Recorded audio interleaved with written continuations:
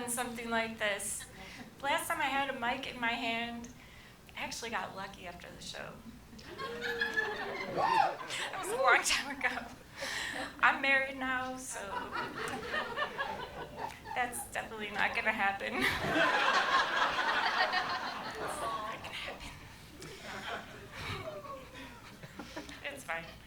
I mean, even tonight, like, he was just saying, hun, where are you gonna be at around 7? And I'm like, oh, what did you have in mind, you know? And he's like, well, I lost my key. I was hoping you could let me back in. Yeah, it's our anniversary pretty soon. It's coming up.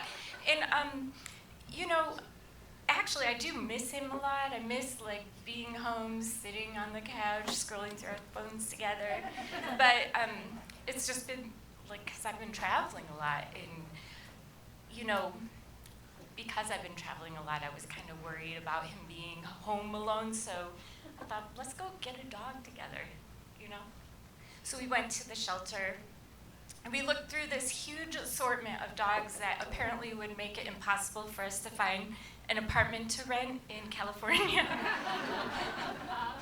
I didn't know that, though, because they had these descriptions, and it was like, this is an American Staffordshire Terrier, and his name is Hamilton.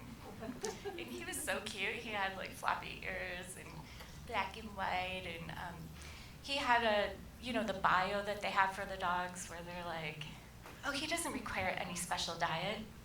Yeah, basically, he'll eat anything, including drywall. That's what that means. That's what that means. I didn't know that. What was the other one?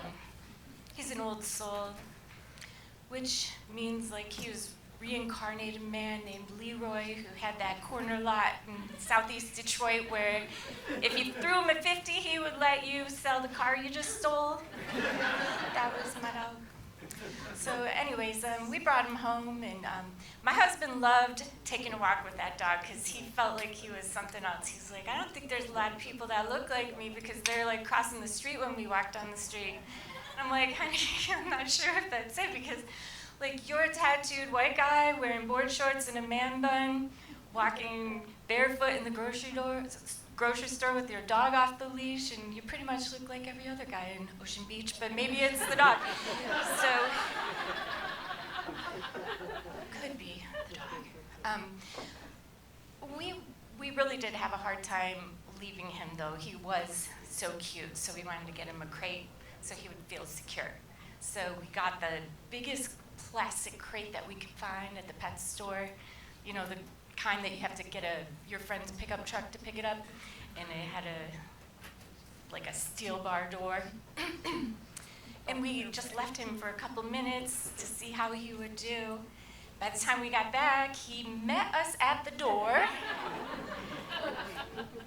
like he had been fighting the monster in the closet that apparently looked like the only pair of designer shoes I ever bought for myself.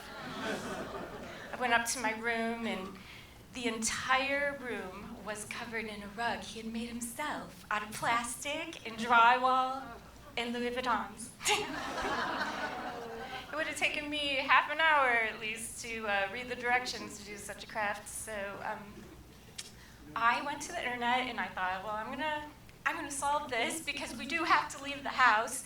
And I found this crate that had 1-inch steel bars coated in Kevlar, and it had a padlock made out of a Rubik's Cube. There was no way that this dog was getting out of this thing. And I attempted to go to work. And probably an hour later, I get a phone call from my neighbor, Vicky, which I didn't even know Vicky had my number. I'm like, hey, Vicky, what do you need? And she's like, Wendy, I think Hamilton's out. And I'm like, well, that would be impossible. And she's like, okay, girl, I mean, maybe it's not him. And I look on my TikTok, and hashtag Hamilton is on there. And he's got this big old grin. He's jumping off the dock, doing belly flops. He's sitting on my neighbor's boat, smoking cigars, playing dominoes with those poodles, drinking Hennessy.